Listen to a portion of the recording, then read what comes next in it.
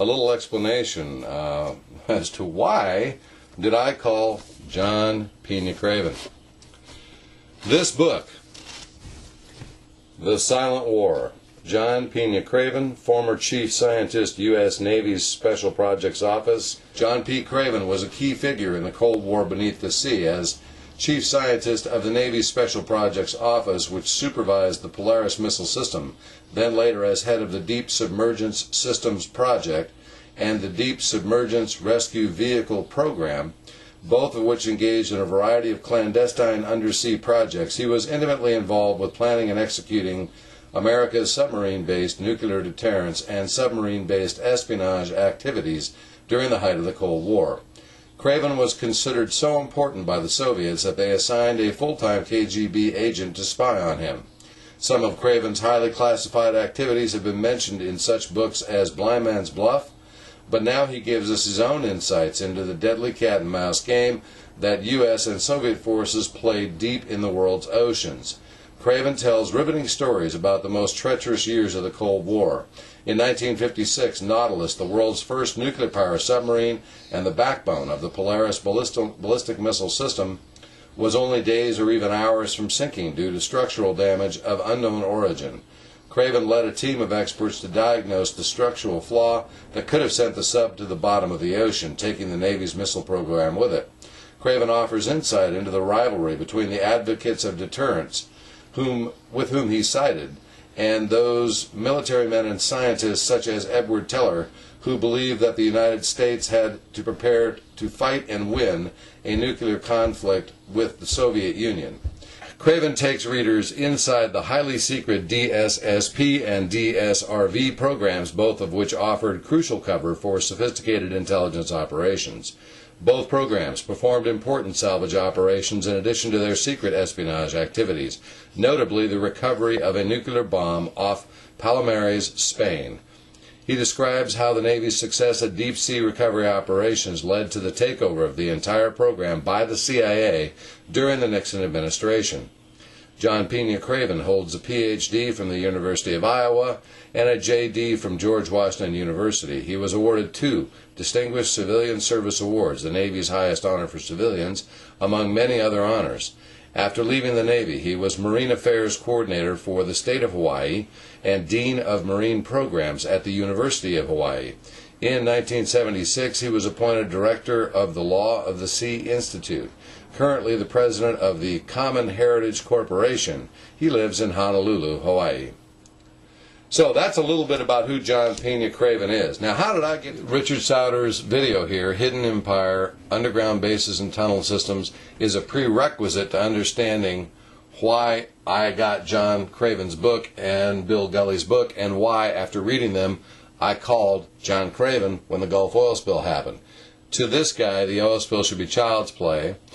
Go watch Richard Sauder's video, Hidden Empire, Underground Bases and Tunnels, if you want to understand the trail that I've followed getting to these two gentlemen, and in particular John Craven. So we will see where this goes. I don't know. I don't know if I'm going to get a hold of John again.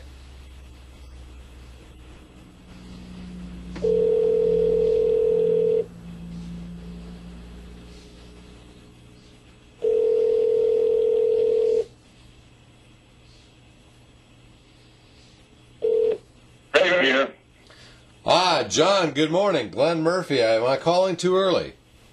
No. As a matter of fact, you're calling right. But the thing is that I didn't. How should I put it? I didn't expect that you'd be calling me again anyhow. And but I'm glad you did. In other words, as far as I'm concerned, I didn't expect you to call me unless you wanted to call me to get more information. Oh, I absolutely. No, John, this is my honor. I was listening. I understand that you posted something on the internet. I posted our entire exchange, which I told you I was recording with a video camera, because I had not done an introduction. Boy, did I get clobbered for that. Why? Well, because people said, well, you need to say who he is and all this stuff. And I said, look, guys, I didn't know if I had the right John Craven. I didn't know if this might have been another John Craven, like John Craven's son. I just knew that this man had written a book which spoke volumes to me about what else he must know. And so I called him, and I said there was no preamble on this. I did it out of the blue. Next time I call him, you bet, I'll have read an introduction to him, which I did this morning. I read the introduction and the flyleaves off your book to the camera and said, this is who I'm calling. So pay attention, folks, because this man has information we don't have, and we have a problem down there in the Gulf, and that's a minor thing, I think, for this guy. He knows how to do it, and I think that we're going to call him back and find out what he has to say. And you might have gotten an email from me in which I stated that I thought one thing we might want to approach, and this is up to you, John. No.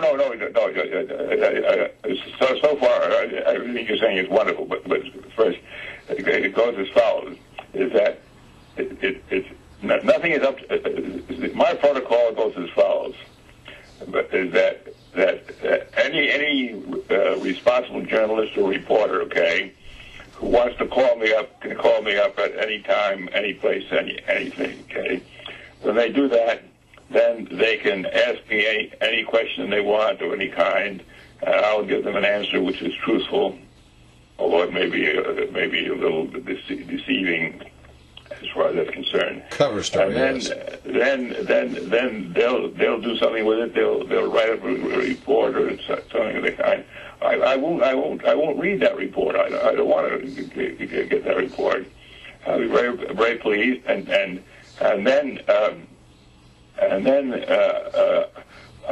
It makes no difference to me one way or the other whether I get called by that person again. You see, and the reason for that is as follows: is that I have a whole principle, which is that I don't call the press up and tell them, "Hey, I got a hot tip for you." Okay, understood. I never do that. The reason I don't do that is because you can't manipulate the press. If you have an honest, open press, you can't manipulate it. And if I take actions with respect to the press, I'm trying to manipulate it. You see what I'm saying? I am crystal clear on that, John. Yes. Okay. So as far as I was concerned, I was delighted with that you called. I was delighted that you posted something on the web, because how did I find out that you posted something on the web? You know, I found out. Well, I believe I sent you a link, but that you may have heard. No, that's kind of the point I want to make.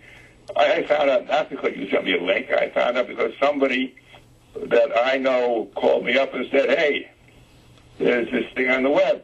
You see? I wondered if that would happen. And that's the important thing to happen. And then they said, and we're going to send you that link, and you can look at it. And I had to tell them, I'm not going to look at that link. Okay, you see what I'm saying? I think that's an outstanding policy that you have, because you do allow the press then to just free float with the information you give them any way they want, and that is the definition of a free press. And the fourth and then the other side is that some of them get upset because I don't read what they do, and the reason I don't read what they do goes as follows. See, what very often happens, and is that whoever the reporter is, the reporter will report something, and they'll report something. They'll say, "Craven said the following." Okay. So then some other reporter calls me up and says, "Hey, you said the following." And I said, "I don't remember saying the following." How do you know I said the following? And they said, "Well, this reporter said you said the following." I said, "Oh, well, if you want to know if I said the following, call that reporter up." A reporter.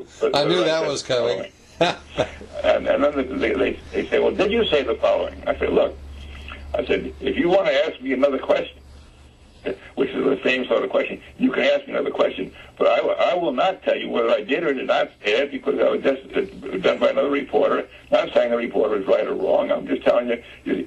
And the reason for that is that if you don't have that kind of a policy, you get into serious problems. You see? Yes, sir. Because people think that you said something that you and you probably have said it, but you said it out of context or something of that kind, or you don't want to repeat it. In other words, this is the way you avoid the thing that you all know is called the gotcha.